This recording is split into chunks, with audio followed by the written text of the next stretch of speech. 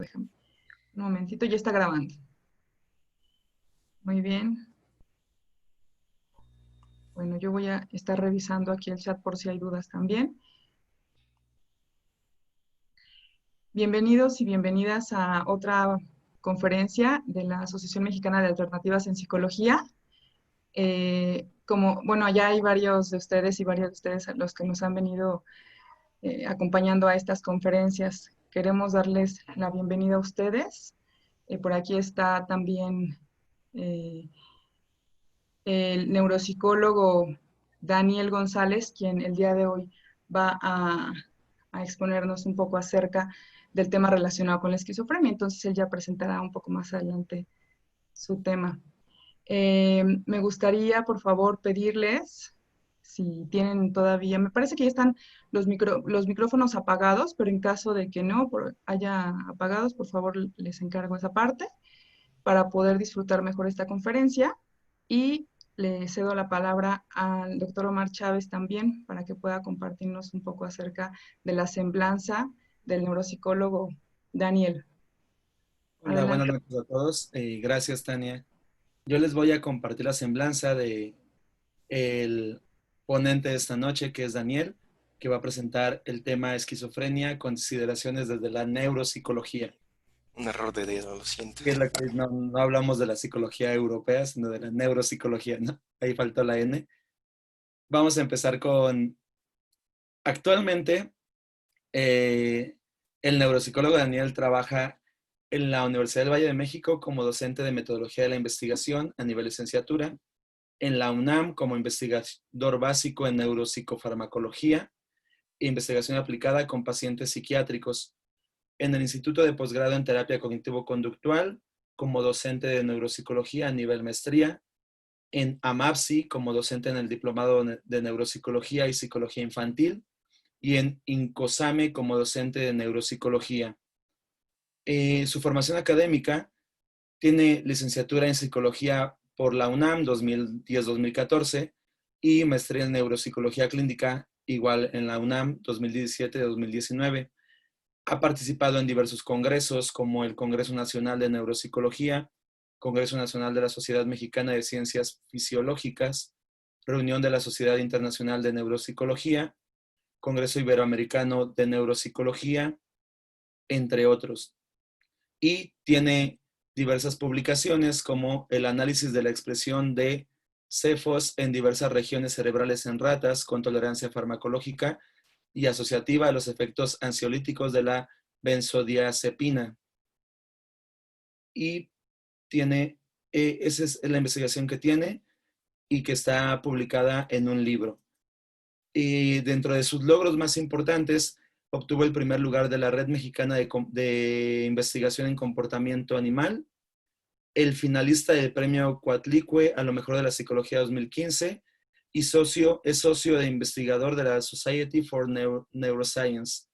Como podemos ver, el ponente que tenemos esta noche tiene una formación muy sólida en el tema del cual nos va a hablar y esperemos que podamos aprender mucho de lo que nos va a exponer esta noche.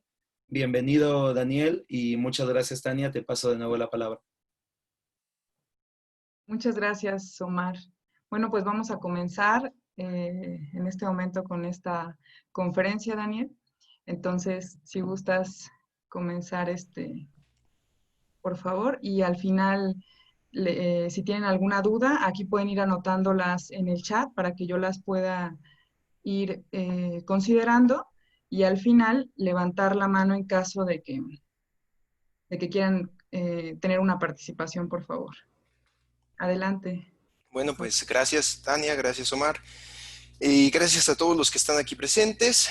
Y bueno, digo aquí no físicamente, sino en un ambiente virtual, que la verdad es que es muy agradable saber las posibilidades que nos brinda este tipo de plataformas, poder tener contacto con personas de otros países, de otros estados alejados pues sí, relativamente alejados del lugar donde nos encontramos. Entonces, pues por esa parte, pues es algo muy agradable, ¿no? Y bueno, respecto al tema, al tema que nos compete el día de hoy, a pesar de que es un tema que despierta bastante interés, que ciertamente es un tema que ha sido bastante estudiado desde hace ya varios años. Sí se han logrado muchos avances desde diferentes aproximaciones a este trastorno, ¿no? Hablaremos un poco más, pero desde aspectos más estrictamente biológicos, médicos, desde la parte de psicología, hay una serie de aportaciones de muchos autores y de diferentes perspectivas que han enriquecido el conocimiento de este trastorno, ¿no? Sin embargo, aún actualmente existe pues bastante desconocimiento,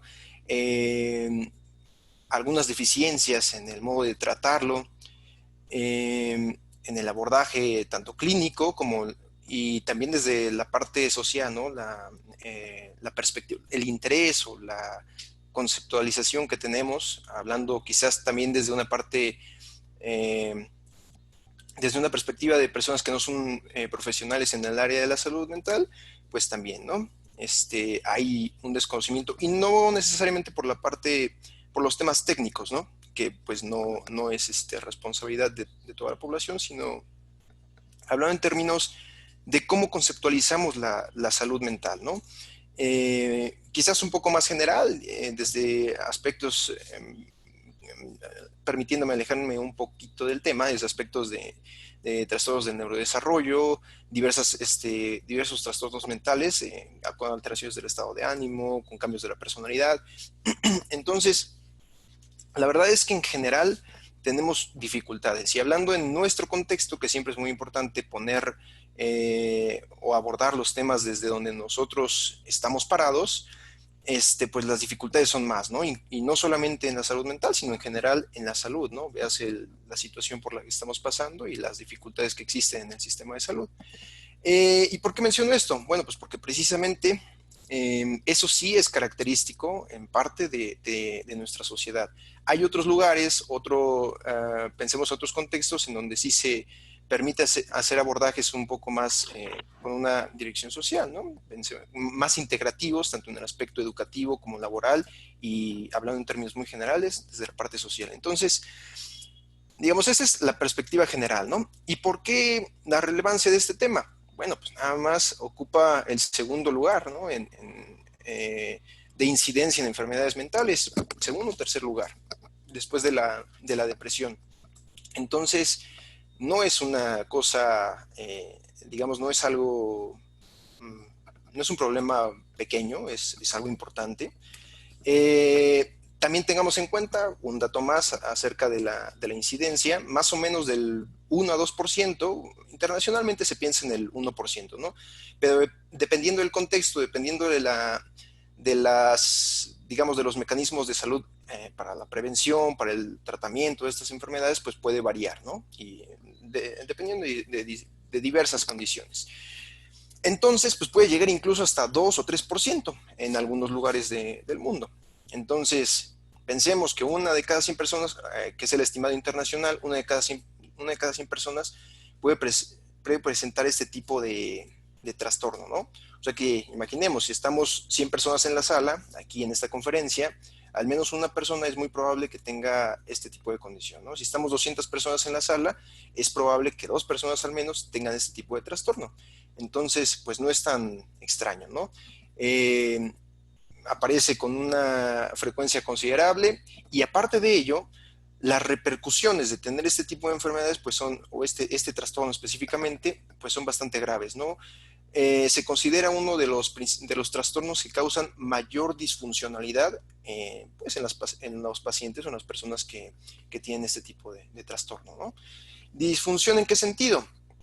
Disfunción porque les limita en sus capacidades del día a día, ¿no? Desde las relaciones con otras personas, para desempeñarse de manera adecuada en un trabajo, y en aquellas personas que cursan estudios, que es, digamos, en este periodo de 20 a 30 años, que todavía están en estudios profesionales, pues también dificulta mucho eso, ¿no? Y además, también durante el desarrollo hay indicadores de que hay dificultades cognitivas pues que precisamente, aunque suene redundante, que dificultan su desarrollo académico, ¿no? Entonces, no es algo menor, es algo muy importante. Y bueno, empezando ya, digamos, yéndonos un poquito al terreno ya de la neuropsicología, la neuropsicología como tal, sí, vamos a hablar de esto, de la verdad, de la perspectiva que se tiene en neuropsicología, pero es importante siempre tener una perspectiva algo más amplia, ¿no? Entonces, y para empezar, digamos, tendríamos que conocer este trastorno, al menos a partir de los principales abordajes o de aquellas áreas en donde existe mayor evidencia que se ha obtenido en el estudio de este tipo de trastornos, ¿no? Entonces, para empezar, vamos a hablar de la definición. ¿Qué entendemos por esquizofrenia? Bueno, ¿es un trastorno mental? Sí.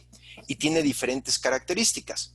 Características que tienen que ver con tiempo, digamos, con la aparición de ciertos síntomas característicos de esta enfermedad y con cierta duración de estos síntomas, ¿no? ¿De qué tipo de síntomas estamos hablando? Por una parte, bueno, son... de acuerdo a la clasificación del DSM, podríamos hablar de 5 dominios en los que se presentan alteraciones, que son delirios, alucinaciones, pensamiento o discurso desorganizado, comportamiento motor desorganizado o anómalo, y los síntomas negativos. Podemos clasificarlos en 3 grandes áreas o dominios. Por una parte, podemos tener los síntomas positivos. Los síntomas positivos son aquellos que aparecen o que están presentes en personas que padecen este tipo de trastorno, pero que no se presentan, digamos, en la sociedad en general, ¿no? ¿Qué tipo de síntomas son? Por una parte, los delirios, que son pensamientos no adecuados o no acordes a la realidad, que son difícilmente reducibles a la realidad. Alucinaciones, que son principalmente de tipo auditivo, pongo mi señalador, pensamiento, discurso desorganizado, comportamiento motor desorganizado, y bueno, otro dominio de síntomas son los síntomas negativos. Los síntomas negativos, entre los principales, podríamos ver que hay un aplanamiento de la expresión emocional o expresión emocional disminuida, ¿no? Dificultades en la socialización, tienden a ser personas que se alejan de la interacción social, que suelen aislarse, abulia, disminución en energía, en el drive, que a veces le llaman así en inglés, que es digamos que el comportamiento propositivo, la logia, fallas en lenguaje, anedonia, dificultades para disfrutar de aquellas cosas que podrían ser gratificantes. Otro dominio más son las alteraciones cognitivas. Estos dos, los síntomas positivos y los síntomas negativos, son los que sirven para establecer un diagnóstico de acuerdo con manuales internacionales. Sin embargo, las alteraciones cognitivas han resultado otro componente muy importante que forma parte de todo este cuadro de síntomas que se presenta en este trastorno, ¿no? ¿De qué tipo de alteraciones cognitivas estamos hablando? En términos generales, podríamos mencionar 3, que son fallas en la atención, fallas en la memoria y fallas en las funciones ejecutivas. Por funciones ejecutivas entendemos no una función, sino un conjunto de funciones que nos permite administrar los recursos con los que contamos, los recursos cognitivos, en un comportamiento propositivo, que esto implica establecer objetivos, realizar una serie de plan de acción, mantener el seguimiento de ese plan de acción y lograr esos objetivos, ¿no? En términos generales podremos definir así. Ahora, estos síntomas de los que estamos hablando cobran una gran relevancia. Sí, como ya mencioné, forman parte de este cuadro de síntomas básicos y aparte son síntomas que se van presentando desde antes incluso que se puede establecer el diagnóstico clínico a partir de los síntomas positivos y síntomas negativos. Bueno, los síntomas negativos también se pueden presentar desde antes. Entonces, tenemos igual parte durante el desarrollo, que se pueden ver dificultades en estos 3 dominios principales y que se agudizan ya en el momento en el que se establece el trastorno, ¿no? O la enfermedad. Entonces, eso es en términos generales respecto a la definición. Ahora, les mencionaba hace un momento, al hablar de este tema, pues hay que abordarlo al menos desde aquellas disciplinas en las que haya más evidencia o que se haya abordado con mayor rigor metodológico, ¿no? Hablaríamos de 4 aspectos importantes que pueden servirnos para entender la esquizofrenia. Uno de ellos es el ambiente. Aquí igual otro error de no hagan caso, por favor. Genética, la neurobiología. Con neurobiología, pues me refiero más bien a características estructurales y funcionales a nivel del sistema nervioso central. Y hay hallazgos que han sido asociados a personas o a este tipo de trastorno, ¿vale? Y la cognición, que es la parte que comentamos, que es más, digamos, abordado de manera más directa por la neuropsicología, ¿no? Sin embargo, pues para entender qué pasa con la cognición, para entender qué pasa con la neurobiología, estas características estructurales y funcionales, y para ver cómo participa la genética y el ambiente, pues hay que abordarlo todo en conjunto, ¿no? La interpretación que debemos hacer de este trastorno, pues es considerando todos estos, al menos estos aspectos en conjunto. ¿Qué pasa con el ambiente? Bueno, en estudios que se han realizado, se ha visto que en términos generales, las experiencias adversas durante etapas tempranas del desarrollo suelen relacionarse con una mayor probabilidad de presentar esquizofrenia en años posteriores. Hay estudios que abordan aspectos muy específicos, por ejemplo, la migración, ¿no? La situación de migración. Aquellas personas que son migrantes tienen mayor probabilidad de presentar esquizofrenia que aquellas personas que presentan esquizofrenia y no son migrantes, ¿no? Situaciones de falta de recursos, donde no tienen acceso a servicios básicos, donde hay menor calidad en la alimentación, donde hay, digamos, contextos sociales en donde hay mayores carencias de recursos, ¿no? También se ha encontrado que hay relación con este trastorno. Ambientes estresantes, donde puede ser desde casa, desde un ambiente estresante en casa en el que hay conflictos familiares, o el ambiente estresante propio del vecindario o de la comunidad en donde viven, ¿no? También el uso de pues el uso de sustancias también se ha relacionado con una mayor probabilidad de que aparezca este trastorno. Y ojo ahí cuando digo probabilidad, ¿por qué? Porque no hay una causa tal cual que pueda, o no hay un factor a partir del cual nosotros podamos decir, esto es lo que causa la esquizofrenia.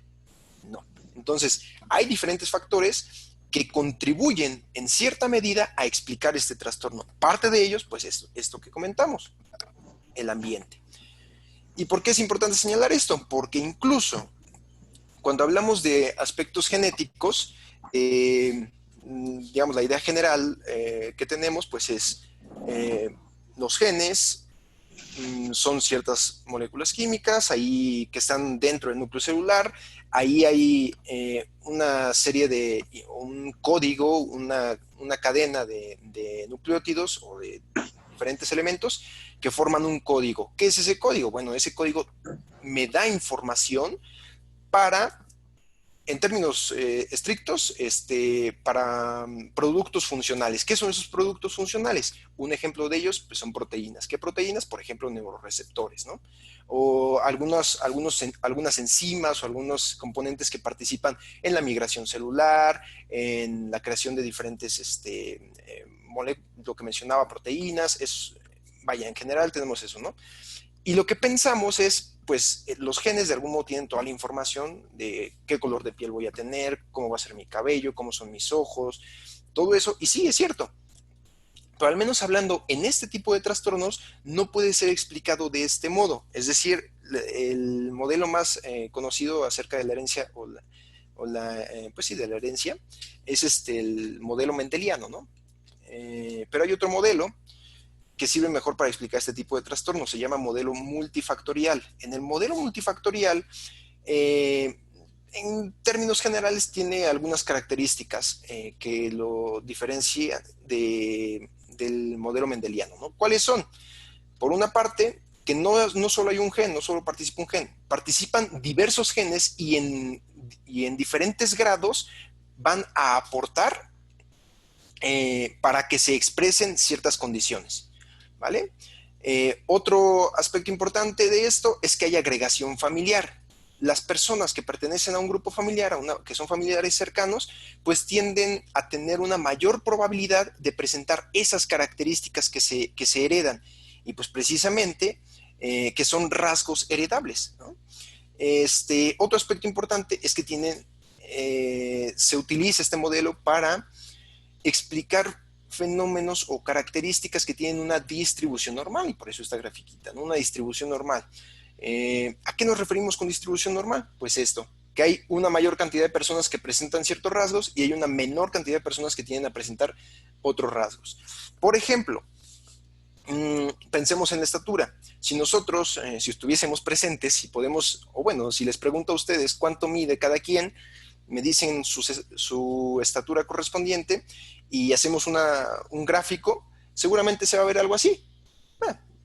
Cuando hay 100 o más datos, hay una tendencia a que se presente este modelo, ¿no? Este modelo le llamamos distribución normal. Hay más personas que van a tener una estatura entre alrededor de 170, 160, 170 centímetros. Hay menos personas que van a tener una estatura más baja, ¿no? Y hay menos personas que van a tener una estatura muy alta, ¿no? Más o menos así. ¿Y por qué hace referencia a este modelo? Porque la esquizofrenia o los síntomas de la esquizofrenia precisamente tampoco es cosa, a pesar de que lo que mencioné al inicio, de que algunos síntomas se presentan específicamente en los pacientes que tienen este trastorno, el tipo de síntoma no es tan extraño respecto a toda la población. Actualmente hay una tendencia a conceptualizar este trastorno a partir de una perspectiva multidimensional. Y en parte de esta propuesta es que se concibe la esquizofrenia o los síntomas que se presentan en la esquizofrenia como un tipo de síntomas que también se pueden presentar en población normal. Por ejemplo, imaginen esto que estábamos hablando de los síntomas básicos, los principales síntomas positivos, pensemos en los delirios, ¿no? Imaginen ustedes que entran a una habitación y hay una serie de personas conversando. Conocen a algunas personas, algunas no les resultan conocidas, y ustedes entran y de pronto en el momento en el que entran, escuchan que todos se callan y nadie dice nada y los voltean a ver. ¿Qué pensarían? Quizás uno de los posibles pensamientos es, no quieren que no quieren que yo escuche aquello de lo que están hablando, ¿no? Otro de los posibles pensamientos podría ser, bueno, fue coincidencia, ¿no? Y bueno, este tipo de pensamientos puede ocurrir en personas en general. Lo que ocurre es que, por ejemplo, si me ocurre algo así, digo, ok, bueno, puede haber una explicación alternativa. ¿Okay? No es que realmente no quieran hablar de algo enfrente de mí, no es que, buscamos explicaciones alternas. Sin embargo, en estos pacientes o en estas personas, como que se quedan con esa idea inicial, ¿no? Y es como que sí, están hablando mal de mí, ¿no? Entonces, más o menos algo así. Otro tipo de conducta que podríamos ver que también se presenta en población general y también en población clínica es cuando sacamos conclusiones de algo, ¿no? Vemos cierta cantidad de información y decimos, eso es pensemos en una pintura, ¿no? Y tendemos a sacar conclusiones. Puede ser que en las personas en general digan, no te podría decir qué es porque no tengo suficiente información, ¿no? Pero una persona con este tipo de trastorno tiende a sacar conclusiones de manera precipitada. Entonces, digo, en este sentido, por esta forma en que se pueden manifestar los síntomas es que se ha propuesto este modelo. Es decir, no hay tanta diferencia, más bien es que hay una menor capacidad para regular este tipo de problemas y que llegan a ser disfuncionales, ¿vale? Esto entre otros, claro, ¿no? También el aspecto anímico, lo de las emociones, todo esto, son más otro tipo de síntomas y bueno, pero la propuesta es esa, ¿no? Es a lo que se tiende actualmente. Hablábamos de la agregación familiar, eso de manera general, nada más para que de manera visual puedan identificar cómo es que en personas que comparten un mayor porcentaje de material genético, pues la probabilidad de presentar esquizofrenia es bastante alta, ¿no? En personas que tienen menor probabilidad, que comparten menor porcentaje de material genético, pues la probabilidad de presentar este tipo de trastorno es menor, ¿no? Y siempre, por cierto, siempre, pues en población general hay una probabilidad del 1%. Ok. Entonces hablábamos de genética. Y les comentaba que sí, esto que estamos viendo, que a mayor porcentaje de material genético, pues mayor probabilidad, ¿no? Entonces, no podemos eludir este aspecto o pues sí, este factor que puede ayudarnos a explicar en parte la esquizofrenia, ¿no? Hay muchos genes candidatos, muchos genes que se ha dicho, ¿sabes qué? Este gen sirve para explicar, o hay estadísticamente podemos encontrar que sí hay cierta correlación y que sirven para explicar en cierta medida la presencia de síntomas de la esquizofrenia, ¿no? Hay bastantes genes, muchos. No todos se explican con igual grado o con igual, pues sí, con igual grado la posibilidad o la probabilidad de presentar este trastorno. Hay algunos que, digamos, que tienen mayor poder predictivo, ¿vale? Entre esos que tienen mayor poder predictivo, podríamos considerar 4, que ahorita los vamos a mencionar de manera breve. Uno es el DTNBP1, ubicado, esto es una forma de expresar o pues sí, de expresar la localización de los genes, ¿no? Del material genético. Esto hace referencia a que en el cromosoma 6, en el brazo corto, en la región 2, banda 2, subbanda 1, se encuentra una cierta secuencia de material genético, de nucleótidos, que codifica para un producto funcional que se llama disbindina. La disbindina es algo que se requiere para que haya una comunicación adecuada entre las neuronas y se encuentra, digamos, cuando hay dos neuronas, una es la neurona presináptica, es la que envía la información, la neurona postsináptica es la que recibe información. Aquí estarían ubicadas en la neurona que está mandando información, ¿no? Están ubicadas presinápticamente, la disbindina ahí se localiza. ¿Y qué es lo que hace la disbindina? Bueno, pues ayuda a que haya una modulación homeostática de la transmisión, o sea, que haya equilibrio, ¿no?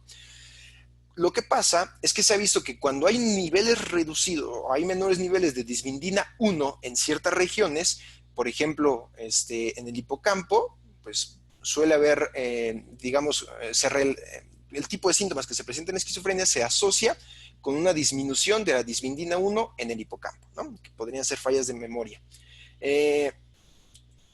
En otra región, en la corteza prefrontal, que está asociada con funciones ejecutivas, lo que se ha visto es que hay una reducción de disbindina 1C. Y también se asocia la menor cantidad de disbindina con la presencia de esquizofrenia, ¿no? Otro tipo de gen es el SCZD16, ubicado en el cromosoma 8, brazo corto, región 1, banda 1. Digo, región 2, banda 1, ¿no? El producto funcional para el que codifica es la neuregulina. La neuregulina igual se expresa a nivel sináptico en la conexión de las neuronas y lo que se sabe es que esta participa en la activación de ciertos neuroreceptores, ¿no? Uno de esos receptores que es importante es el glutamato. Vamos a retomarlo un poco más adelante, así que ténganlo muy presente. El glutamato. Otro gen candidato es el gen DAO. El gen DAO está ubicado en el cromosoma 12, brazo largo, región 2, banda 4, subbanda 1, subbanda 1, y se llama D-aminoácido oxidasa. ¿Qué sirve? Pues es una enzima que sirve para metabolizar un componente que se llama la D-serina. La D-serina, el modo en que participa, el rol que funge, es el de activador de ciertos receptores, NMDA, y que son receptores precisamente también a glutamato, que tienen la presencia en regiones anteriores del cerebro, en regiones frontales, ¿no? Otro gen es el SCZD16, ubicado en el cromosoma 13, brazo largo, región 1, banda 2, también conocido como G72, o también un nombre alternativo es el DAO-A, ¿no? Que es el activador de este compuesto, ¿no? Del DAO. Lo que se ha visto en pacientes con esquizofrenia es que hay una sobreexpresión del G72 en regiones prefrontales dorsolaterales, ¿no? O sea, esto implica que hay si hay una sobreexpresión hay una sobreactivación del DAO, y si hay una activación del DAO, se metaboliza la D-serina, ¿no? Y la D-serina es el activador del glutamato. Entonces, digamos, por resultado final, lo que tenemos es que hay una disminución en la actividad de receptores a glutamato, específicamente estos, ¿no? Eso es por parte de genética. Ahora, por parte de los aspectos neurobiológicos, estructurales y funcionales, primero hacemos un recuento breve que decimos aquí, esto de acá se llama, bueno, todo esto es el lóbulo frontal. Esta región que está más hacia el frente o más anterior es lo que se llama corteza prefrontal. Aquí se llama dorso lateral y esta es la región orbital. Son regiones muy importantes para explicar los síntomas de la esquizofrenia. Otro tipo de estructuras que también nos sirven para explicar y que son parte de algo que se llama sistema límbico, que sirve para el procesamiento en parte de sus funciones más referidas, es su participación en el procesamiento emocional, ¿no? ¿Qué estructuras participan ahí? Esta se llama cíngulo y principalmente la región anterior del cíngulo, que es esta de acá, entre otras estructuras como el hipocampo, que también participa de manera importante en este circuito. Bueno, estas son, digamos, puntos esenciales, ¿va? Otro tipo de hallazgos, perdón, me estaba saltando algo. Lo que se ha encontrado aquí, digamos a nivel neurobiológico, es que hay un agrandamiento de los ventrículos cerebrales. Los ventrículos igual no los vemos de manera tan clara más que el cuarto que está aquí, pero son pequeños espacios en el cerebro donde se ubica el líquido cefalorraquídeo, ¿no? Bueno, esos ventrículos en esos pacientes lo que ocurre es que se ven agrandados. ¿Qué otro tipo de hallazgos he encontrado? En esta región, en la región prefrontal dorsolateral, lo que ocurre, digamos en diversas regiones, lo que ocurre es que hay una disminución disminución estructural, ¿no? Hay como una, pues sí, disminución del tejido, es más pequeño. Lo que ocurre, o de las principales estructuras donde se encuentran estas alteraciones o esta reducción en el tejido encefálico son esta región que es crucial, la prefrontal dorsolateral, la corteza cingulada, que es precisamente la que observamos, y también en parte la región regiones del hipocampo, que bueno, aquí no vemos las estructuras, pero son el giro parahipocampal, también el hipocampo y otras regiones del circuito del circuito límbico, ¿vale? Y también en los lóbulos temporales, en los giros medio y superior. Ok, otro tipo de alteraciones estructurales es que hay disminución de las dendritas, de las espinas dendríticas. Las espinas dendríticas pues, son precisamente ramificaciones de las dendritas. Las dendritas son aquella parte de la neurona que sirven para establecer conexiones con otras neuronas y por las cuales se recibe información. Al haber más dendritas, hay más conexiones, hay una mejor estructura, hay una red más sólida y permite una comunicación más ágil, ¿no? Más efectiva. Entonces, ¿qué pasa con esto? Pues que hay disminución de las ramificaciones dendríticas. También se han visto que hay anormalidades, no solamente en esta parte de la célula, sino también en otra que se llaman los axones. Los axones están recubiertos de mielina y es ahí donde se ven anormalidades, ¿no? Que hay anormalidades en la mielina, en diferentes fascículos. Los fascículos son formaciones que se forman a partir de diversos axones de muchas neuronas, ¿no? De las prolongaciones de muchas neuronas. Entonces, esos fascículos lo que hacen es comunicar diversas regiones del sistema nervioso, ¿vale? Los principales fascículos en los que se han visto alteración son el fascículo uncinado, que conecta el lóbulo temporal con el lóbulo frontal, el fascículo del cíngulo, que conecta pues, prácticamente todas las regiones frontales con anteriores, es decir, lo que tenemos aquí enfrente con lo que tenemos hasta acá atrás, ¿no? Y el fascículo arcuato o arqueado, que conecta regiones sensoriales con regiones motoras, ¿no? Es aquel que normalmente se refiere más como el que conecta regiones de la comprensión con la expresión del lenguaje. Y bueno, si recuerdan lo que hablábamos de glutamato, pues aquí lo retomamos. Lo que ocurre, parte de las teorías, de las teorías que tienen de cierto modo mayor evidencia y que sirven para explicar el origen de esta enfermedad, es una que se llama la teoría del neurodesarrollo, ¿no? De la esquizofrenia. ¿Qué es lo que nos dice esta teoría? Pues en general nos dice, puede haber defectos en algunos receptores del sistema glutamatérgico en regiones frontales, que son estas de acá, que al interactuar con receptores GABA, que están por acá, y dopaminérgicos, están por acá también, derivan de la desregulación dopaminérgica de los circuitos mesolímbico y mesocortical. Vamos a ampliar un poquito más en esto. Aquí hay receptores glutamatérgicos. Lo que se ha visto es que puede haber reducción en la capacidad que tienen estos receptores glutamatérgicos para enviar señales a otras regiones. ¿Qué otras regiones? Regiones del mesencéfalo, que están acá, que son el tegmento y la sustancia negra, ¿vale? Entonces, ahí puede haber conexiones directas y conexiones indirectas. Las conexiones directas, digamos, si esta neurona lo que está haciendo es activar estas de acá y no está funcionando de manera apropiada, digamos que está hipofuncionando, que está funcionando debajo de lo que se esperaría, estas neuronas de acá no van a recibir la instrucción para enviar señales a otras neuronas. ¿Y por qué es importante? Pues porque estas neuronas envían información directa hacia regiones de la corteza. ¿Y qué es lo que envían? Dopamina. Por eso es que también este es uno de los neurotransmisores que se ha estudiado bastante porque permite explicar en gran parte los síntomas que se presentan en esquizofrenia. ¿Qué tipo de síntomas explica? Los síntomas negativos que tienen que ver con el estado del ánimo, como habíamos comentado hace un momento, y los síntomas cognitivos que tienen que ver con la capacidad de atención, memoria, funcionamiento ejecutivo, ¿vale?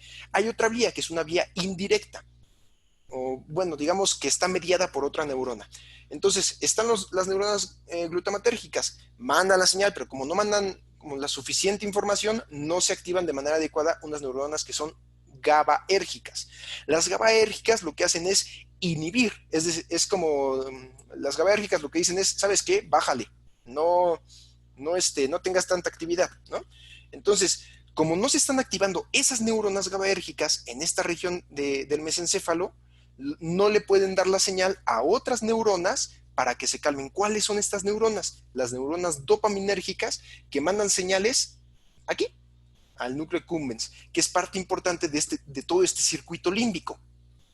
Y este circuito, el circuito mesolímbico, ¿qué es lo que nos permite explicar? Bueno, lo que nos permite explicar son los síntomas positivos. Pues ya tenemos disminución de dopamina en regiones frontales, nos ayuda a explicar los síntomas cognitivos y los síntomas negativos, ¿vale?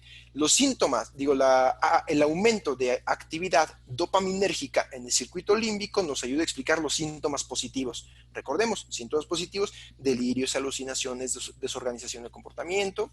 Síntomas negativos, apatía, bulia, logia, anedonia. Síntomas cognitivos, fallas en atención, fallas en memoria, fallas en funciones ejecutivas, ¿vale?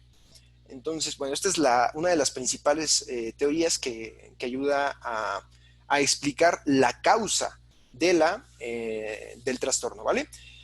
Y si se fijan, pues aquí haciendo un ejercicio de integración, tenemos que hay ciertos componentes genéticos, hay ciertos patrones en el material genético que de algún modo es precisamente esos son los que se encargan de traer esa información para que los receptores funcionen adecuadamente, ¿no? Entonces, si hay fallas ahí, los receptores o el mecanismo neurobiológico pues no va a estar funcionando de manera adecuada, ¿vale? Entonces, por eso es del neurodesarrollo y por eso es que también se ha dicho que pueden estar presentes estos síntomas desde antes de que se pueda establecer el diagnóstico de esquizofrenia. Puede haber síntomas principalmente negativos y síntomas cognitivos, ¿vale? Ok. Hay diversos circuitos funcionales, ya entrando un poquito más en este aspecto de, digamos, más en neuropsicología. Hay diversos circuitos funcionales. Con esto me refiero a que hay una red de estructuras neuronales que funcionan de manera coordinada para llevar a cabo ciertos procesos. ¿Qué procesos? Aquellos asociados a los síntomas que mencionábamos, ¿no? Hay 3 circuitos principales que se han propuesto. Uno de ellos es aquel de la corteza prefrontal dorsal, ¿Qué es lo que ocurre aquí, en este circuito? Bueno, hay déficits metabólicos en esta región, lo que ya mencionábamos, ¿no? Que es característico de esta enfermedad, en la corteza prefrontal dorsolateral. En otras estructuras también, que siempre, recordemos, bueno, no lo había mencionado, pero siempre es importante tener en cuenta que las estructuras o ciertas estructuras cerebrales siempre participan en coordinación con otras estructuras, tanto de la corteza como estructuras subcorticales. Esto que mencionamos aquí, ganglios basales, son estructuras subcorticales. ¿Y qué es lo que pasa? Pues hay una reducción de la dopamina en esta región, ¿no? La región frontal. ¿Qué es lo que ocurre? ¿Cómo se expresa? ¿Cómo se ve? Bueno, lo que se ha visto es la evidencia que tenemos acerca de que hay una reducción es porque hay un incremento de este tipo de receptores, D1, en esa región, ¿vale? ¿Qué es lo que se ha encontrado? Que este tipo de déficits de dopamina o de disminución de dopamina en regiones frontales se ha asociado con dificultades en unas tareas o en un tipo de tareas que en neuropsicología llamamos memoria de trabajo. Memoria de trabajo, en términos generales, es la capacidad que nosotros tenemos para retener cierta cantidad de información por un periodo breve de tiempo y que me sirve para poder resolver una tarea, ¿vale? Eso es en términos generales. Un ejemplo de laboratorio así muy simple es, yo te digo una serie de números y letras que están desordenados y te pido que me digas esos números y letras que te dije, pero ordenados. Números de menor a mayor y letras en orden abecedario, ¿no? Eso es una tarea, digamos, de laboratorio muy simple que me ayuda a explicar memoria de trabajo. Que esto en el día a día, pues se puede, esta capacidad, esta habilidad se puede manifestar de diferentes maneras, ¿no? Hay también una reducción, bueno, también otro tipo de fallas cognitivas que se han asociado a la reducción de dopamina en regiones frontales son funciones ejecutivas. Les mencionaba hace un momento, las funciones ejecutivas no es solo una habilidad, es un conjunto de habilidades que me permite administrar mis recursos cognitivos para llevar a cabo conductas complejas, ¿no? Entonces, como es un conjunto de habilidades, tendríamos que poder separarlas y efectivamente, conceptualmente sí podemos separarlas. De aquellas en las que se ha encontrado mayor evidencia o que han sido más estudiadas, son la flexibilidad, que hay fallas en flexibilidad en estos pacientes, fallas en inhibición de respuestas aprendidas previamente, fallas en planeación. Planeación pues hace referencia a la organización de una serie de pasos que me van a llevar a conseguir una meta, ¿no? A realizar cierto objetivo. Atención alternante también, la capacidad que yo tengo para dirigir mis recursos atencionales a una tarea, suspender, dirigir a otra tarea, suspender y retomar la tarea que estaba realizando primero en el punto en donde la dejé, ¿no? Y memoria de trabajo, que es lo que ya habíamos comentado. Este tipo de fallas son las que se han asociado a déficits en dopamina en regiones de la corteza prefrontal dorsolateral, ¿vale? Otro circuito también importante en el estudio de este trastorno es el circuito de la corteza singular anterior, ¿no? Aquí lo que se ha visto es que hay, digamos, algunas alteraciones en esta región se han visto asociadas a cierto patrón de más, pues sí, pensemos como un patrón de conducta, ¿no? A partir del cual puedo observar que hay una disminución en la motivación, ¿no? Fallas para realizar respuestas o para iniciar conductas propositivas. Entonces esas personas pues son menos propositivas, como que, ¿quieres hacer algo? Pues no. ¿Quieres jugar un videojuego? No. ¿Quieres salir? No. ¿Quieres ir a la tienda? No. No tienen como ganas de nada, ¿no? Son un poco más apáticos. Si por ellos mismos fuera, digamos, normalmente las personas tendemos como que, oye, incluso de no hacer nada me estoy cansando, ¿no? Mejor me salgo a caminar, me pongo a me pongo a leer un libro, si sé música, pues a tocar algo de música o aprender algo distinto. En este tipo de personas, pues es más difícil, no es que sea imposible, pero es más difícil llevar a cabo este tipo de conductas, ¿no? ¿Qué otro tipo de alteraciones? Bueno, esto que mencionamos, apatía, que reaccionan con una menor emotividad ante diferentes situaciones que podrían causar una reacción emotiva. digamos que, pues sí, en general es eso, ¿no? Hay un aplanamiento afectivo. Fallas en inhibición. Si recuerdan esto de inhibición, hace un momento planteaba algunos ejemplos en los que el primer ejemplo que comenté fue que si nosotros supongamos que entramos a una habitación y las personas que están ahí de pronto guardan silencio y ya no dicen nada, yo pensaría, oye, están hablando de mí, ¿no? O no quieren que escuche lo que dicen. Puede ser. Si hay fallas en inhibición, efectivamente, no puedo, digamos que no puedo detener ese pensamiento que ya inició, ¿no? En personas que podemos, que tenemos una función de inhibición apropiada, diríamos, a ver, no, espera, esto puede ser otra cosa. Estas personas es más difícil que puedan llevar a cabo este tipo de proceso, ¿vale? Fallas en desempeño de pruebas TRUP, que esta también es una tarea de inhibición, es una tarea que requiere digamos, en la que compiten dos tipos de estímulos. Un estímulo es el tipo de colores y otro estímulo es la palabra, ¿no? Entonces, ahí de lo que se trata de hacer es de inhibir una respuesta automatizada, que es la lectura de la palabra, y que des una respuesta que no es automatizada y que se requiere específicamente para la tarea, que es decir el color de la palabra.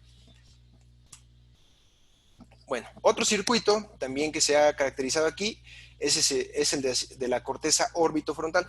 Por supuesto, también ese que mencioné del cíngulo y también este que mencioné de la corteza orbitofrontal también tienen conexiones con estructuras subcorticales y con otras regiones de la corteza. Entonces, siempre hay que conceptualizarlo así, ¿no? Como que es un conjunto, una red compleja. Ok, aquí que se ha visto, qué es lo que se ha asociado con anormalidades neurobiológicas en esta región, ¿no? Lo que se ha visto es que se puede presentar desinhibición. Las personas pueden ser más impulsivas, ¿vale? Piénsenlo también, un ejemplo en el día a día podría ser que las personas se enojan más fácilmente y al enojarse más fácilmente pueden llegar a ser ofensivos pues, más fácilmente, ofender a otras personas o llegar incluso a agredir a otras personas, ¿no? Alteraciones en y digo agredir, eso también, bueno, ahorita lo comentamos en la parte de tratamiento. Alteraciones en autodirección, comportamiento autodireccionado, también fallas en motivación, si se fijan también, ¿no? Esto lo decíamos más asociado al circuito de la corteza cingulada, pero al ser estructuras complejas, y también comparte conexiones con con estructuras que también participan en el otro circuito, pues también hay fallas en motivación, hay alteraciones en la sensibilidad del olfato, son personas más irritables, sienten menos empatía, es decir, se identifican menos o tienen una menor capacidad para reconocer y procesar las emociones que ven en otras personas, tienen fallas en la toma de decisiones, y principalmente cuando hay algo, digamos que hay cierta información emocional que está determinando una reacción, tienen pues mayor dificultad para procesar esa información, ¿no? O para tomar decisiones en las que ellos están implicados emocionalmente. Y bueno, la corteza orbitofrontal es esta de acá. Es esta región que está como en azul más clarito, ¿vale? Que es una región frontal, de áreas frontales. Y bueno, en general, alteraciones cognitivas que han sido estudiadas tanto en laboratorio, pues sí, principalmente en laboratorio, vemos que hay dificultades para el reconocimiento de rostros, principalmente para el reconocimiento de emociones en los rostros, ¿no? Pues digamos, hablando en términos de los síntomas que se pueden presentar, pues es que si veo a alguien, yo puedo pensar que esa persona está enojada conmigo, cuando en realidad no es así, ¿no? ¿Y qué es lo que me lleva a pensar así? Pues por una disfunción en esta capacidad.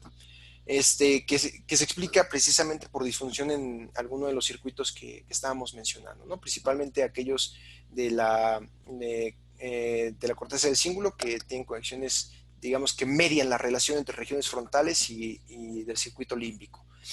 Fallas en la percepción visual de formas, fallas en la atención, principalmente para atención sostenida. Si el periodo de tiempo es relativamente largo en el que tienen que realizar una tarea, hay cierto momento en el que ya empiezan a tener más fallas precisamente por dificultades en esto, ¿no? También tienen fallas en la atención selectiva, en la que tienen que responder específicamente ante un tipo de estímulo muy específico, ¿no? Entonces tienen fallas también en la efectividad con que realizan ese tipo de tareas. Fallas en planeación, no son o tienen dificultades para generar planes que les lleven a conseguir objetivos. Se han visto también fallas en memoria de trabajo, tanto en modalidad verbal como visual, ya habíamos hablado de la memoria de trabajo. Fallas en memoria declarativa, esto quiere decir recupero información que yo he vivido, que de algún modo yo he experimentado, la recuerdo, por ejemplo, qué hice en mi cumpleaños pasado, qué hice en las vacaciones que salí con mi familia en diciembre, en la última cena de Navidad, que es información que nosotros recordamos porque la vivimos, ¿no? Bueno, pues para recuperar y compartir ese tipo de información hay dificultades. Fallas en velocidad psicomotora y de escaneo visual. Digamos que es como la eficacia que nosotros tenemos para procesar la información. Y pues principalmente aquella información que requiere que hagamos un rastreo visual en un área, en un espacio, ¿no? Lo que se ha visto es que hay un desempeño relativamente mejor en tareas, hay fallas tanto verbales como visuales, pero es mejor, digamos que está más preservado aquella capacidad que tienen para realizar tareas visuales, ¿vale? En verbales ahí tienen mayor dificultad. Ok. ¿Qué utilizamos en neuropsicología? Bueno, de los recursos importantes, para empezar, siempre es la historia clínica, eso siempre es muy, muy importante. No podemos hacer una interpretación si no tenemos un conocimiento de la historia clínica. Y otro aspecto importante es la observación clínica. También, además de eso, contamos con una serie de instrumentos estandarizados.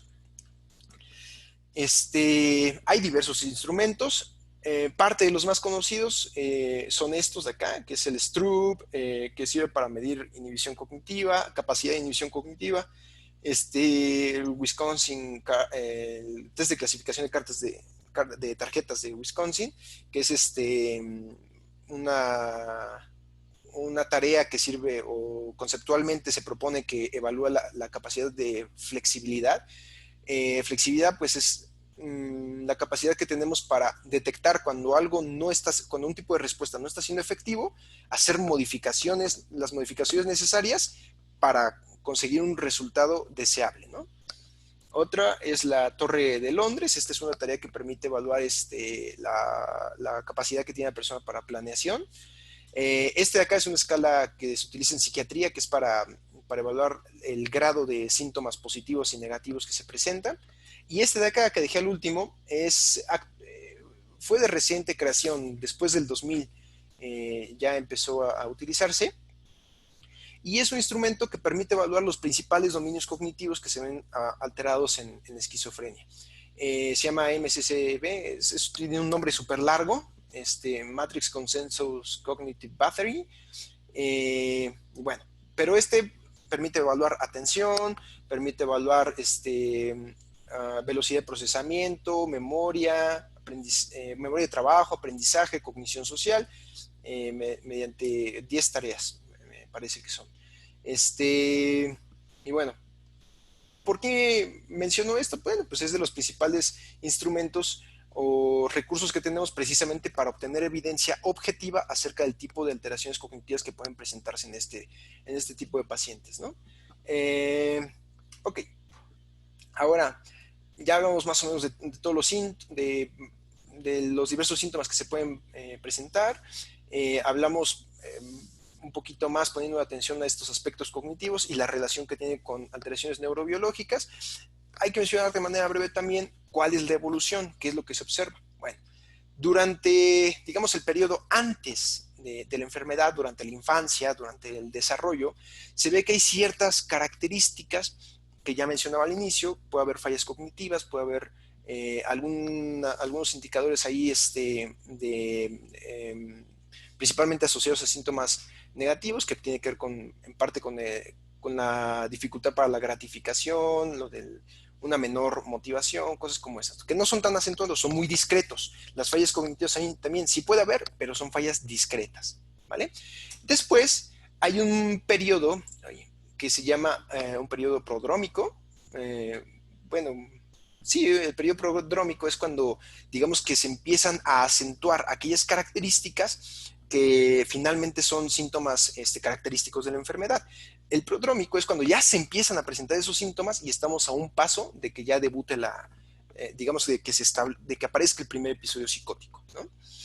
Cuando aparece el primer episodio psicótico, aquí lo que se ha visto, digamos, en donde hay evidencia, que por supuesto esto todavía es en parte debatido, hay personas que no concuerdan del todo con esto, hay personas que sí, o que no se tiene suficiente claridad, o que todavía falta considerar algunas, que ponen algunas, que son medio reticentes por algunas fallas ahí metodológicas, o bueno, pero en general lo que se ha visto es que después del establecimiento, de que se presenta el primer episodio psicótico, hay un deterioro cognitivo muy importante, que es esta parte de aquí, que gráficamente lo expresamos de este modo, ¿no?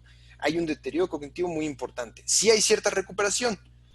Ya después de un tiempo, aquí se suele pensar en los 5 años después de que ocurre el primer episodio, aquí más o menos. Después de ahí se dice que hay una cierta estabilidad en los síntomas, ¿no? De los pacientes, principalmente en los síntomas cognitivos, ¿no?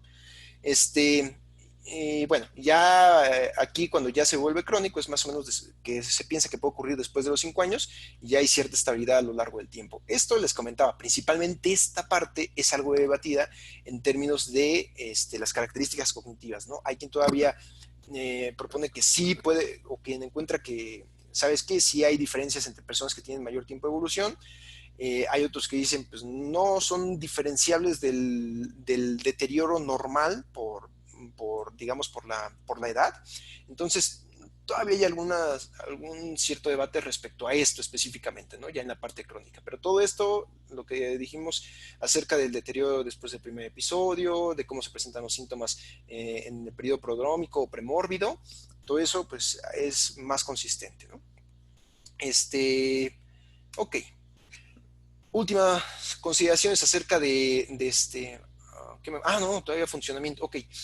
Entonces les comentaba al inicio, este tipo de trastorno puede ser puede tener repercusiones muy importantes en la funcionalidad de los pacientes, pues en su día a día, ¿no? Principalmente pensemos en trabajo, pensemos en la convivencia con la familia o incluso para la misma, más bien, digamos, de la propia actividad del paciente, ¿no? ¿Por qué? Pues porque tiene menos ánimo para hacer las cosas, lo que realiza no le resulta tan gratificante, como que pues para qué hacerlo, ¿no?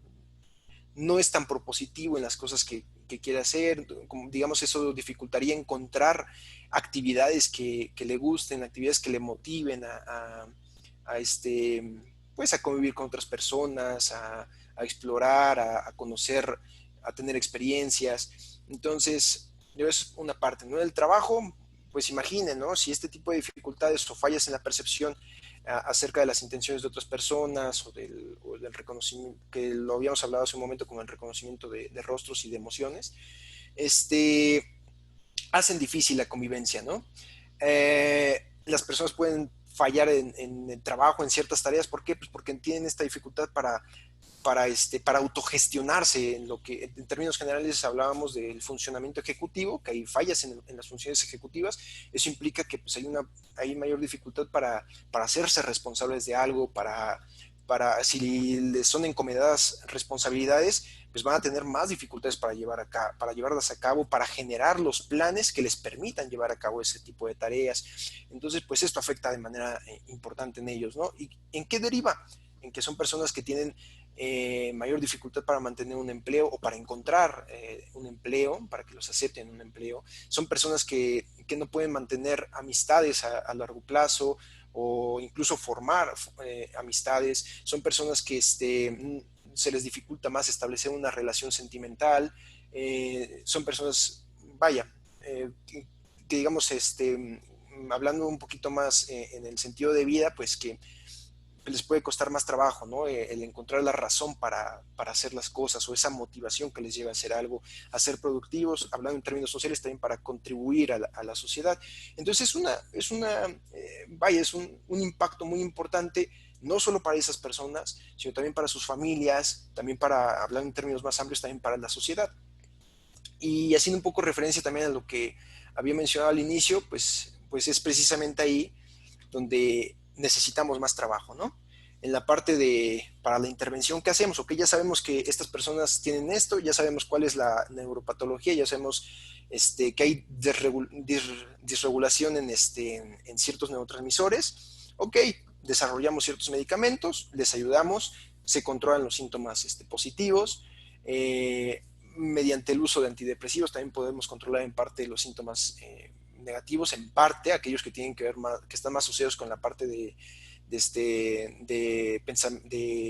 tristeza, como más de tipo depresivo, pero hay algo para lo que todavía no hay tratamiento farmacológico y es precisamente esta parte de apatía. Si la persona no quiere, porque incluso en las personas que tienen depresión, sí se les administra un tratamiento farmacológico, pero es necesario que haya un seguimiento o que haya atención por parte del servicio de psicología, porque si solamente es tratamiento farmacológico y al final retiras el fármaco, la persona sigue en el mismo contexto, sigue en la misma situación, es muy probable que recaiga, ¿no? Incluso para eso. Pero con estos pacientes con esquizofrenia es mucho más difícil todavía.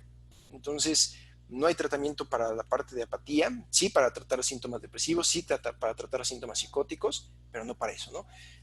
Otro tipo de limitaciones que tenemos, ya más en neuropsicología, ok, el abordaje de neuropsicología es, ¿tienes tal falla cognitiva? Puedo trabajar con esa falla cognitiva tratando de hacerte más efectivo ahí, ¿no? De recuperación de la función, o más bien de, como estamos abordando desde una perspectiva de neurodesarrollo, de mejora o habilitación o potenciación de esa función, ¿no? Tengo otro tipo de estrategias que me pueden servir. Compensación. Sabes que tienes muchas dificultades para recordar cómo vas a llevar a cabo ciertas tareas, cómo vas a generar un plan, cómo vas a hacer esto, ok, podemos compensarlo. Mira, para que no se te olvide que tienes que hacer esto, para que no se te olviden las cosas, vamos a utilizar un registro de agendas. Vamos a ponerte una serie de alarmas en tu teléfono que te ayuden a mantenerte al pendiente de qué es lo que tienes que hacer. Vamos a hacer esto, aquello. Ok, eso es más una función, digamos, un tipo de abordaje compensatorio, ¿vale?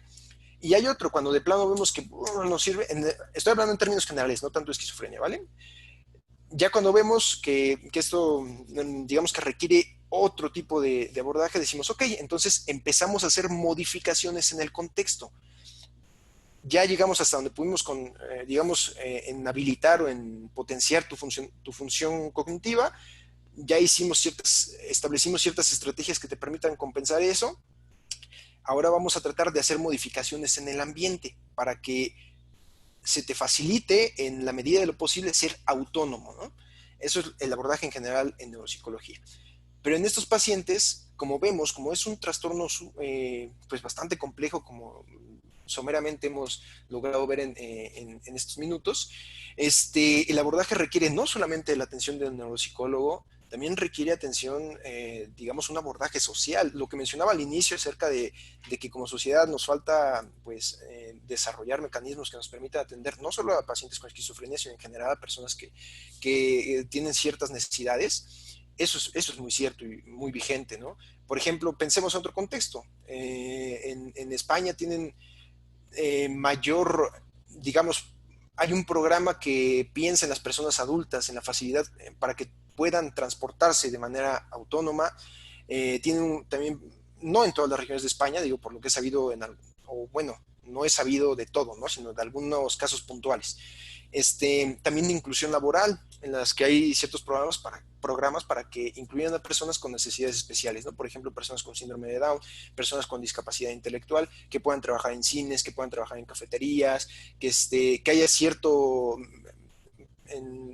que hay necesidad de que haya un servicio que permita hacer un seguimiento social acerca de las condiciones de vida en las que se encuentran las personas, que les recuerdo, también lo del ambiente, el entorno social es un factor que puede contribuir a esto, ¿no?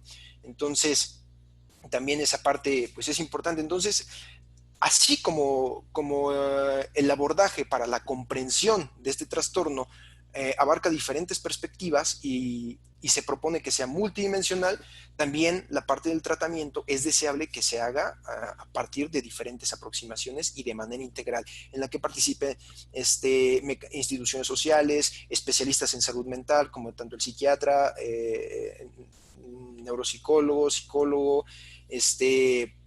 vaya, una serie de profesionales que sería deseable, y no solamente para esquizofrenia, ¿no? sino en general para diferentes trastornos de la salud mental, ¿no? Digo que es el tema que nos ocupa, pero podríamos ampliarlo más. Y bueno, hasta aquí la presentación. Podemos pasar a lo que habíamos propuesto de algunas preguntas, algunos comentarios. Muchísimas gracias, neuropsicólogo Daniel González, y les pediría antes de pasar a las preguntas si podemos darle un aplauso aquí con sus reacciones, por favor. Y pues muchísimas gracias. La verdad es que un tema muy interesante, no solamente para los psicólogos, sino para cualquier otros profesionistas, para personas que no son psicólogos, porque como bien comentabas, muchas veces ni siquiera sabemos, ¿no?, que tenemos a una persona al lado que puede tener alguna enfermedad psicológica, y pues la atención, el poder identificar todos estos elementos que tú nos dices es muy importante. Entonces, muchísimas gracias por compartirnos tu tiempo, tus conocimientos. Y ahora sí, como comentabas, vamos a pasar a las preguntas, por favor. Entonces, si gustan, quien quiera levantar la mano, adelante, abrimos su micrófono, o si quieren también podrían comentar aquí a través del chat. No solamente preguntas, sino también si tienen algún comentario con respecto a la ponencia, bueno, a la conferencia, también si tienen alguna duda, alguna felicitación, lo que Un ustedes gusten. jitomatazo. No, también se puede, no, no creo, la verdad es que fue bastante interesante. Creo que sí hubo, aquí, mira, aquí están comentando ya. Eh, bueno, me faltaron algunos comentarios por leer hace ratito. Buenas noches desde Santiago, Nuevo León. Brenda Valdés. Yoli Morales, ¿qué tanto afecta que una persona con el trastorno sea adicta a la marihuana? Pues es lo que se ha visto es que está relacionado. El uso de esta sustancia hace más probable eh, que en caso de haber una predisposición se establezca como tal un trastorno de esquizofrenia. Hace más probable. No es causa, pero lo hace más probable. Ok, muy bien, muchas gracias. Muy interesante la conferencia, muchas felicidades, nos dice Alicia. Gerardo, eh, ¿el CBD podría ser útil? Útil como tratamiento, no lo sé. Es que el CBD, bueno, en general, los estudios que se han hecho con endocannabinoides, más que el CBD en específico, lo que se ha visto es que hay dos tipos de mecanismos. Uno que incluso sí puede fungir como un factor protector, y otro que puede causar efectos negativos, ¿no? Entonces, como tratamiento, no, hasta donde yo sé, todavía no hay algo que sirva para fundamentar o para asegurar que pueda ser un tratamiento útil, factible. Muchas gracias. Fátima Saraí, muchas gracias, muy interesante. Alicia, ¿me podría enviar su presentación? Ay, ya se me perdió, espérenme tantito. ¿Me podría enviar su presentación? Pone su Ah, correo. este, La, ah, Laura no. Morales, muchas gracias por compartir tus conocimientos. Sí, nosotros checamos con el neuropsicólogo Daniel, y pues ya él que nos indique, y si es que sí, porque muchas veces también estas presentaciones de pronto son las que ocupan para ciertas ponencias. Entonces pues tienen mucho cuidado con esta información sobre todo. Laura Morales, muchas gracias por compartir tus conocimientos. Brenda Valdés, muchas gracias, súper interesante su ponencia, felicitaciones. Shanat Espíndola, muchas felicitaciones, excelente presentación. Yoli Morales, gracias por la respuesta. Okay. Aquí no dice el nombre, pero dice muchas gracias por compartir sus conocimientos. Sandra, buenas noches, muy interesante, felicidades. Antonia, excelente y muy interesante, muchas gracias. Irma López, mucho agradecería nos sigan invitando a estos eventos que resultan interesantes, súper interesantes, gracias. En un momento más les comparto el tema de la siguiente. Patricia Hurtado, gracias por la información y la presentación. Muy interesante poder identificar situaciones que pueden observarse en el entorno entre nuestros conocidos o personas con las que nos relacionamos de forma cotidiana. Irma López, ¿podemos tener acceso al evento grabado? Gracias. Sí, en AMAPSI, en www.amapsi.org, están todas las conferencias que hemos tenido anteriormente y esta conferencia debe estar subiéndose en los próximos días. Sí pueden tener acceso a todas ellas. Guillermo Ortiz, muchas gracias, fue una presentación muy interesante. Shanat, ¿cuáles son los trastornos con los que presenta mayor comorbilidad y cuáles con los que es difícil diferenciarlos? Pues mayor comorbilidad. Más que mayor, la verdad es que hay muchas condiciones con las que presenta comorbilidad, tanto con depresión, puede presentar comorbilidad con trastorno obsesivo compulsivo, puede presentar epilepsias también. La verdad es que las comorbilidades con este trastorno son bastantes, ¿eh?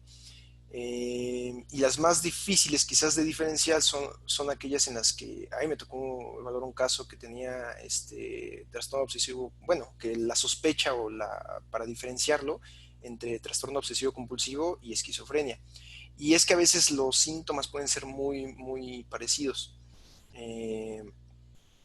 Quizás ese es de los que me ha costado un poco más. Y comorbilidad, pues les comentaba bastantes, ¿no? También con uso de sustancias, puede ser que haya precisamente que hay riesgo de presentar este trastorno, hay uso de sustancias, se presenta el trastorno y aparte hay trastorno por uso de sustancias y algunas sustancias pueden estar asociadas a la presencia de síntomas psicóticos. Entonces, cuando se presenta el paciente con síntomas psicóticos, ¿en qué grado lo atribuimos al uso de sustancias y en qué grado lo atribuimos a la esquizofrenia, ¿no? Claro, después de realizar un seguimiento, un manejo adecuado del caso, podemos diferenciar, pero pues sí, comorbilidades hay bastantes. Muchas gracias. El doctor Marcos, ¿será importante contar con un hospital psicológico para realizar psicoterapia intensiva con apoyo de psiquiatría? La verdad es que yo creo que eso es algo muy, muy necesario. Hay digo, quizás no es como tan aproximado a esto, pero por ejemplo, he sabido de algún centro en Cuba, que no recuerdo cuál es el nombre, pero ellos se dedican a investigación y práctica clínica y le dan mucho enfoque. Hay un equipo muy bien conformado para la salud mental, ¿no? En universidades, si vemos un poquito en otros países, hay universidades que tienen su propio hospital y eso les permite trabajar de manera, pues, bastante, digamos, integral, hacer abordajes integrales, tanto para la evaluación, tratamiento de diferentes tipos de pacientes, ¿no? Tanto psiquiátricos, neurológicos, y sí, la verdad es que es muy, muy, muy necesario. Y además de que es necesario tener ese tipo de hospitales, es necesario también tener una formación que en general a todos los profesionales nos permita trabajar en conjunto con médicos, con psiquiatras, con neurólogos, que a veces en la parte de medicina a veces hay algunos especialistas que no son muy colaborativos, ¿no? Entonces, sí, pues sí, yo coincido mucho con lo que dice. Ojalá, ojalá podamos hacerlo. Sí. Espero que sí, porque, bueno, esta es una propuesta del doctor Marco y la verdad es que ya tiene un tiempo, ¿verdad? Que nos ha platicado sobre esta propuesta. Esperemos que ya pueda ser posible, nada más que muchas veces pues es complicado, obviamente, el espacio, las condiciones, no sé, pero esperemos que muy pronto nos cumpla esto, doctor. Por supuesto que estaremos ahí para apoyar en lo que se necesite. Patricia Torres, ¿qué posibilidades hay de que la esquizofrenia se herede en una hija donde el padre tiene una hermana que la padeció de adulto? Okay. Que a ver, de ¿Qué nuevo, por favor. Ajá, claro, claro. ¿Qué posibilidades hay de que la esquizofrenia se herede en una hija Ajá. en la que el padre tiene una hermana que la padeció de Ok. adulto? O sea, la hermana de su papá fue la que la padeció. Sí, sí lo vimos. Digo, no recuerdo el porcentaje, pero es considerable. Creo que en 3 a 5%, algo así. Si quieren, aquí tengo también la diapositiva para que tengamos el dato preciso. O sea, es una... 2%. Sobrinos, no, 4% para la sobrina, sería un 4% de probabilidad. Muy bien. Obviamente ese es un estimado, puede variar, ya comentaba, dependiendo del contexto y de diversos factores, pero un estimado es eso. Ok. Bien, no viene el nombre, pero nos preguntan cuál sería la manera adecuada de contener a una persona durante una alucinación. Mm, pues o sea, la manera adecuada, lo ideal es que puedan llevarla a un servicio de urgencias a una institución especializada. Las que tenemos aquí en la ciudad para adultos está el Instituto Nacional de Psiquiatría y está el Fray Bernardino, y para niños está el Juan de Navarro. Lo ideal en un momento de crisis es llevarlo a un hospital con los especialistas. Ahora, sí es importante tener, no, o sea, tener cuidado en el sentido de no agravar el síntoma, porque si una persona está cursando por un episodio psicótico puede sentirse agredida, puede pensar que algo, pues algo malo, ¿no? Le puede pasar, o que alguien más pueda quererle hacer algo, daño, algo así. Hay diferentes tipos de episodios. Toco, o diferentes tipos pues sí, diferentes tipos de episodios agudos. Toco porque pues, puede ser especialmente delicado en el sentido de que si nosotros presionamos mucho a una persona que esté cursando por un episodio en el que en el que se sienta agredida, y pues podemos agravar eso, ¿no? Y hacerle que realmente que reaccione de manera, pues, defendiéndose como cualquier persona lo haría al pensarse agredido. Entonces, pues, principalmente es saberle, ayudarle a mantenerse, digamos, no contribuir a que la persona pueda sentirse más agredida de lo que ya está, ¿no? Considerar mucho su opinión, tratar de explicarle, de darle una explicación serena, moderada, y decirle, mira, no te preocupes, no va a pasar nada. Pero lo ideal es que sea atendida en un servicio de urgencias por un profesional, ¿no? Ya que, digamos, si está cursando por ese momento, brindarle la opción, tú tienes la decisión, que también no es forzarles, tratar de hacerles saber que tienen la decisión, que tienen la capacidad de actuar, y pues finalmente, en un momento en el que logremos cierto control, pues acudir a un servicio especializado. Y ya si la situación es muy, muy grave, pues pueden comunicarse con las instituciones y decir, ¿sabes qué? Mi familiar está así, necesitamos ayuda, ¿no? Claro, gracias. Además de que también es importante el tratamiento para la familia, ¿verdad? Sí, Y claro. ahí es en donde les explican cómo manejar la parte de las alucinaciones. Ahí eso es muy, muy, muy importante. Pues también la parte digamos, como de psicoeducación, y tanto a los pacientes como a los familiares cercanos, ¿no? Muy Pues bien. sí. Ok. Hilda Chavarría nos dice felicitaciones por la ponencia, sin duda muy interesante. Ernestina Hermosillo, varios de los síntomas son similares al trastorno bipolar. ¿Cuál sería la mayor diferencia? Muchas felicidades. Entre bipolar y esquizofrenia, pues los síntomas característicos del trastorno bipolar es que suele cursar entre episodios depresivos y maníacos. Depresivos cuando, pues, creo que están más familiarizadas con los síntomas depresivos, suelen ser pronunciados, y hay un periodo en el que pueden remitir y pueden presentar síntomas maníacos. Los maníacos son más como lo opuesto, ¿no? Del depresivo, que tienden a tener mucha energía, sienten que pueden hacer absolutamente todo, que todo es posible. Más bien es eso, ¿no? Los síntomas clásicos digamos, del trastorno bipolar. Y de la esquizofrenia, los síntomas característicos son estos que mencionamos: síntomas positivos, síntomas negativos, principalmente para hacer la diferencia clínica, ¿no? Muy bien, gracias. Irma López, bueno, dice, AMAPSI tiene servicio para orientar a maestros y padres de familia. No sé si era pregunta o era una afirmación. Eh, no sé, Irma, no la veo por aquí. Pero bueno, como tal, me parece que, bueno, no está como tal el servicio, sin embargo, sí cuando acuden a psicoterapia a solicitar el servicio de psicología, sí se orienta precisamente a padres de familia, por si era alguna pregunta, o a toda la familia cuando se requiere.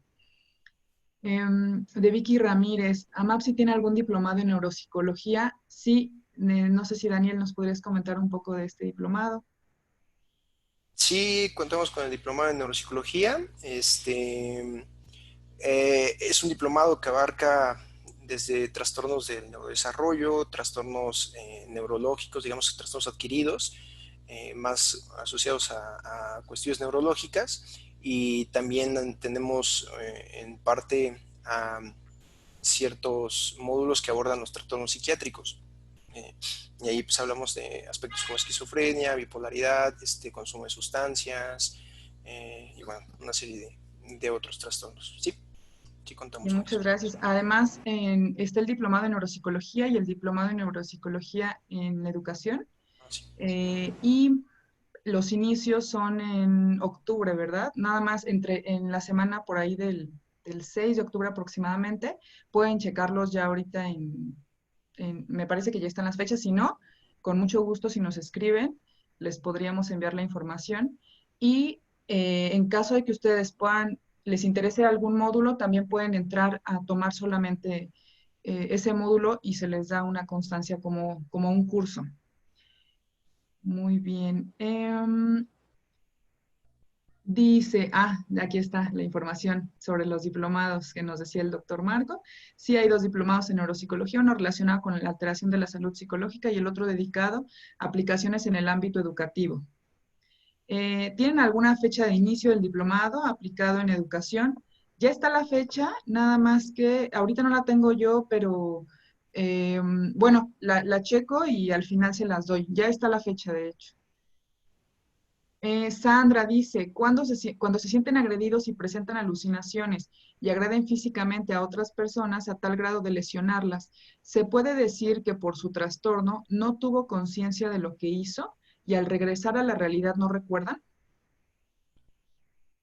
Eso sería más bien, miren, eso lo podríamos abordar desde la psicología forense respecto a estas cuestiones de ah, si ocurre algún evento de esta naturaleza y en el que hay, digamos que no está del todo consciente de la realidad.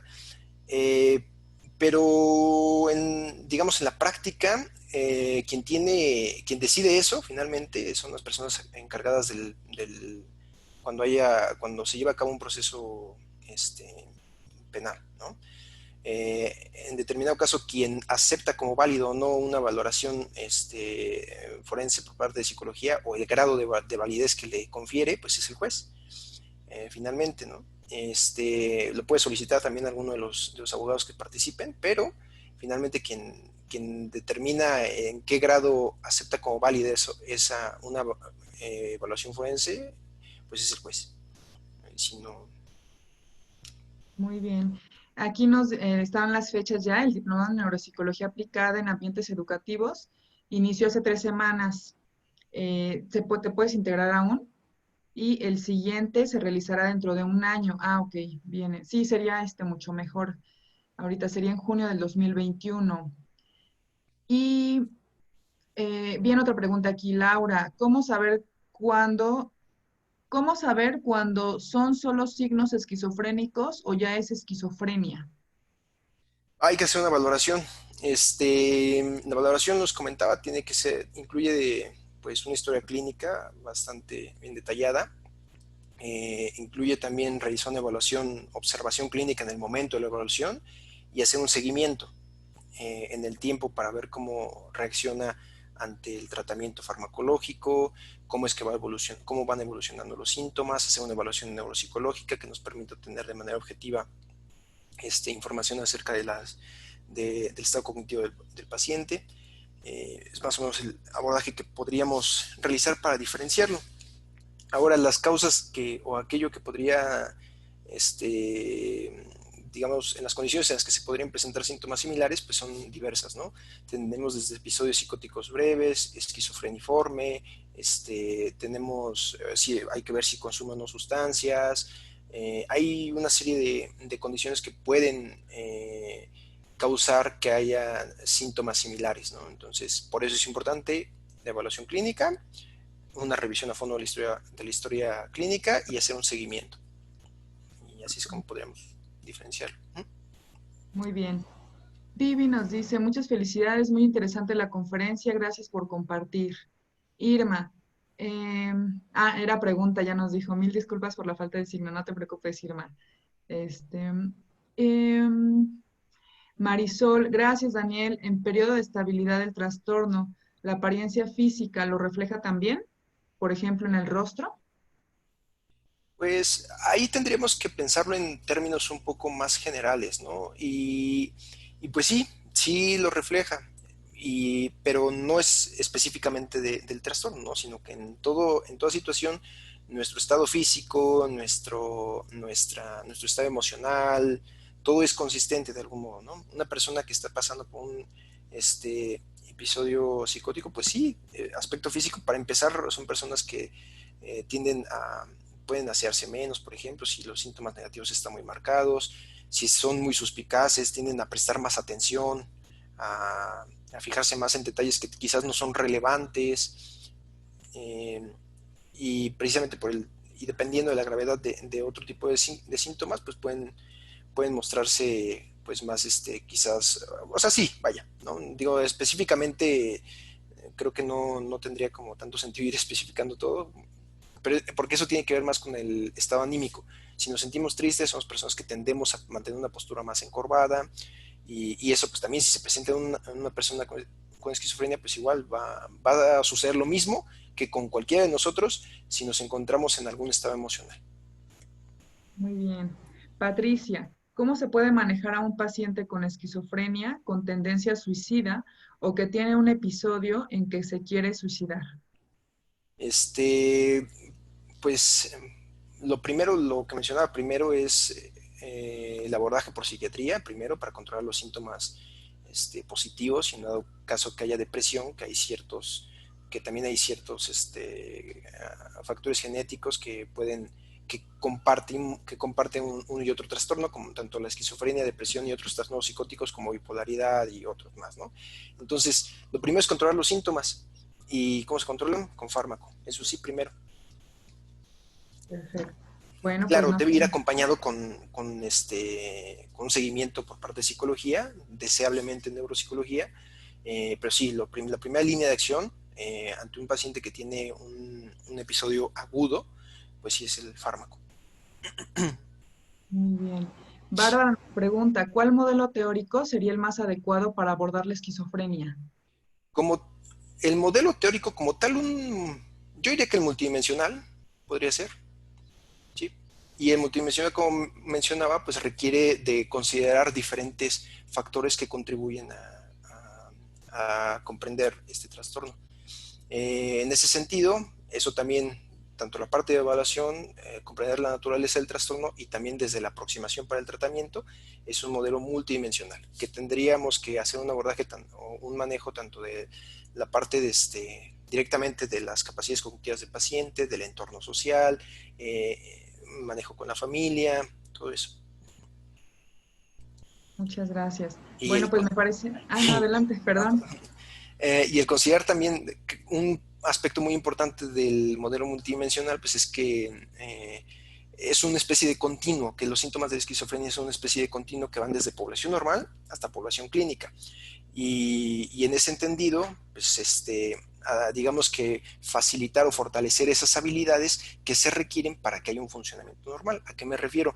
Por ejemplo, estos errores en la valoración de algunas señales que pueden ser no tan relevantes, el proporcionarle ciertas estrategias que le permitan a estos pacientes decir, ok, a ver, párate, ¿por qué piensas esto? ¿No? ¿Es eso lo que tú crees? ¿Puede haber una explicación alternativa a lo que tú estás pensando? Estrategias que les permitan llevar a cabo ese tipo de procesos, ¿no? Muy bien. Me parece que ya no hay más preguntas. No sé si ya es la última oportunidad. Si quieren preguntar algo, ahora pueden hacerlo. Me parece que no. Felicidades, Patricia nos dice, felicidades, un tema muy interesante.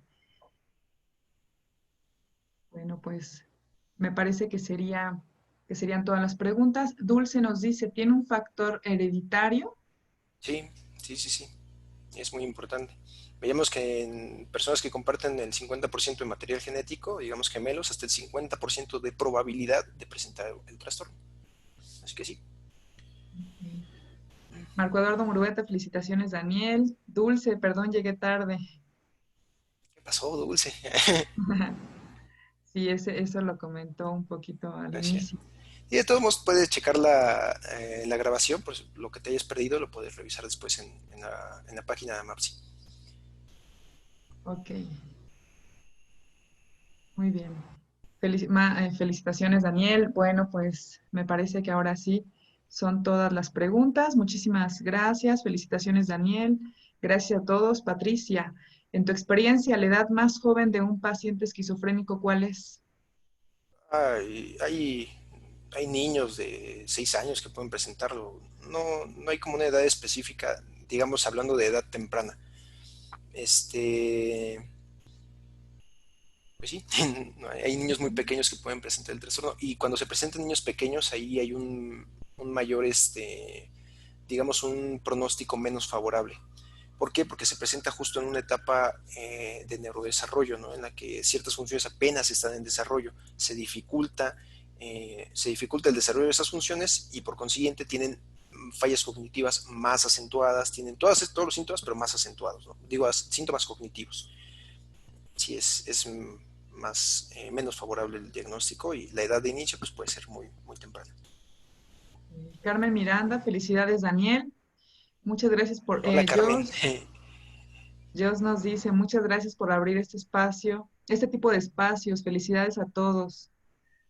Blanca Sánchez, excelente, gracias. Eh, Carmen Miranda, excelente maestro y neuropsicólogo. Vic, muchas felicidades, compañero Daniel. Carmen Miranda, parte del equipo docente de AMAPSI, neuropsicología. Y Yolanda Campos, felicidades, Daniel.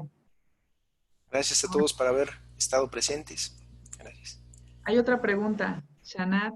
¿Y cuál es el probable futuro de un niño con esquizofrenia?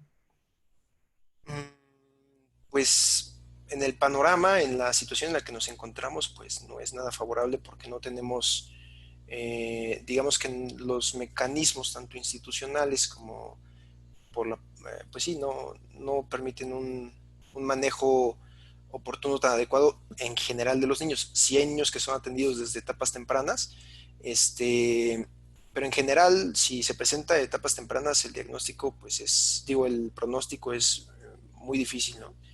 Tienen que, en términos generales, necesitarían más apoyo, necesitan un seguimiento pues a largo plazo, van a tener muchas dificultades, o bueno, no, más dificultades de lo normal para adaptarse en contextos laborales, académicos, de relaciones sociales, pues va a ser más difícil.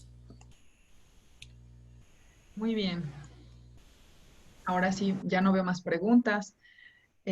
Bueno, pues muchísimas gracias. Espérenme tantito. Quiero checar aquí la siguiente conferencia nada más para poder compartírselas, pero muchísimas gracias de nuevo al maestro Daniel, neuropsicólogo clínico. Cualquier duda también, por favor, y si les interesa asistir o más información respecto a los diplomados, por favor pueden escribirnos o checarlos también en la página de AMAPSI. La siguiente conferencia se llama Salud Psicológica y Autolesión en Niños y Adolescentes. Se va a llevar a cabo el próximo 27 de julio, que es el siguiente lunes a la misma hora, a las 7. El ID es el mismo, pero también les pedimos que si gustan pueden compartirla y solamente tendrían que registrarse, lo mismo que hicieron para esta conferencia. No sé si tengas algún otro comentario, maestro Daniel.